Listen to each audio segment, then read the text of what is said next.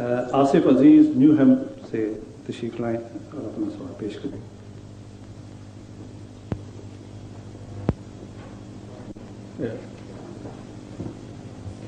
میرا سوال یہ ہے کہ اگر ایک شخص حدیث کا منکر ہے تو مسیح موعود کے دعوے کی صداقت قرآن کی روشنی میں کیسے ثابت کی جا سکتی ہے؟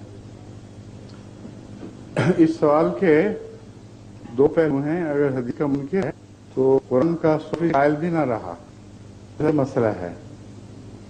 اس کو تو پہلے قرآن کا قائل کرنا ضروری ہے، ان معنوں میں کہ وہ جو حدیث روشنی ڈالنے والی قرآن کی آیات ہیں اور حدیث کی ضرورت کو ثابت کرتی ہیں، ان کو سمجھے بغیر بات مکمل نہیں ہو سکتی. کیونکہ واقعہ یہ ہے کہ اگر قرآن بھی پیش کیا جائے تو قرآن کی آیات کے مختلف معنی مختلف لوگ کرتے ہیں، اور ایک ہی آیت کے متفرق معنی موجود ہیں ہماری تفاسیر میں بھی. تو منکر حدیث کے لیے یہ مسئلہ درپیش ہوتا ہے کہ وہ کہتا ہے تم نے یہ معنی کیے، میں یہ معنی کرتا ہوں. تو قرآن بھی اس کو کافی نہیں.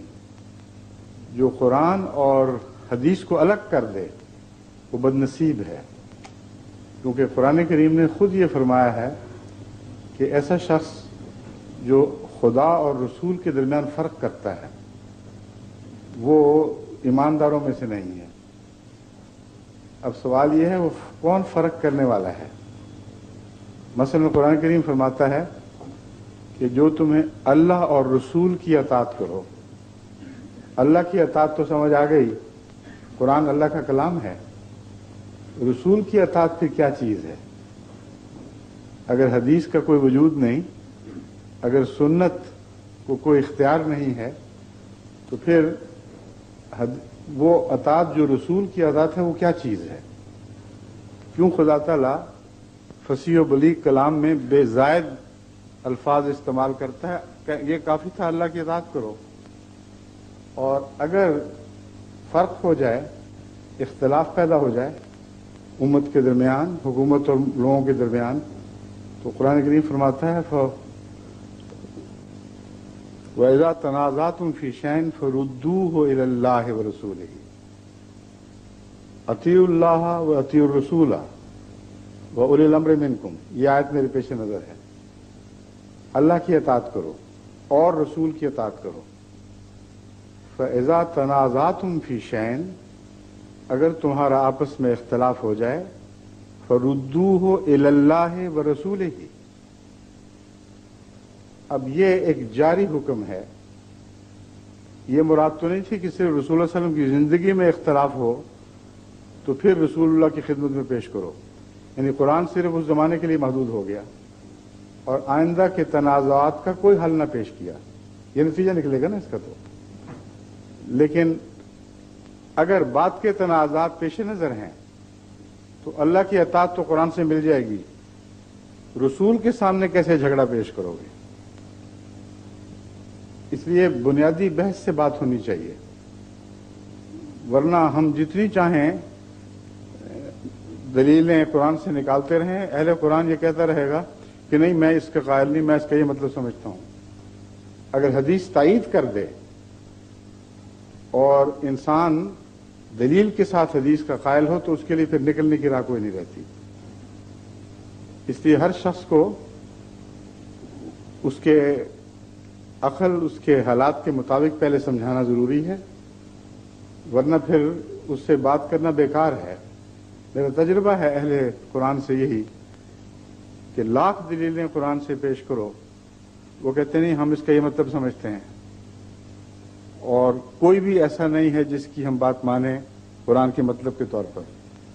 تو قرآن جس کو وہ وجہ اتفاق بتاتے ہیں عملاً اس کو وجہ اختلاف بنا لیتے ہیں. اس لیے روحانی اتھارٹی کا آنا اس لیے بھی ضروری ہے. امام مہدی کا تصور یہ معنی بھی رکھتا ہے کہ جب قوم میں اختلاف پیدا ہو جائیں گے تو جو اللہ سے ہدایت پائے گا وہ اس بات کا مختار ہوگا خدا کی طرف سے کہ اختلافات کا بیچ میں فیصلہ کرے. یہی وجہ ہے کہ अहादीस में मुनकिरीन हदीस को फिलहाल छोड़िए, आप तो मुनकिर हदीस मालूम नहीं होते। अहादीस में वाज़े तौर पर मसीह के मुतल्लिक भी और महदी के मुतल्लिक भी हकमन अदलन के अल्फाज इस्तेमाल हुए हैं। वो क्यों आएंगे? वो उनके इख्तलाफात के बीच में अदालत की कुर्सी में बैठेंगे। वो फैसले करेंगे कि कौन कुरान की रूह से सच्चा है, कौन कुरान की रूह से गलत है, कौन हदीस की रूह से सच्चा है, कौन हदीस की रूह से गलत है। बस कुरान का नाम रखकर वो बज़ाहिर ये कहते हैं कि इत्तेफाक की बुनियाद कुरान पर है, हदीसें छोड़ दो तुम इकट्ठे हो जाओगे। और जब कुरान पर आते हैं बगैर हदीस के, तो किसी आयत के मतलब पर भी वो इकट्ठे नहीं होते। इसलिए महज नफ्स का बहाना है। और क्या रसूलुल्लाह सल्लल्लाहु अलैहि वसल्लम का फैज़ वहीं तक महदूद था जिस जमाने तक आप इस दुनिया में रहे? क़यामत तक का रसूल होने का मतलब फिर क्या रहा? किताब तो वैसे ही उतर आती, लोग तो मुतालबे करते थे कि बनी बनाई किताब उतरे, मगर रसूल के बगैर किताब की हकीकत मालूम नहीं हो सकती। रसूल के बगैर किताब पर अमल मुमकिन ही नहीं है। नमाजें क्या चीज़ हैं, इबादतों की तफासील क्या हैं, कुरान करीम में कहाँ तफासील मौजूद हैं? जो कुछ हज़रत मोहम्मद रसूलुल्लाह सल्लल्लाहु अलैहि वसल्लम को करते हमने देखा, जैसा उन्होंने कुरान समझा उसी के मुताबिक अमल की वजह से हमने कुरान का फैज़ पाया है।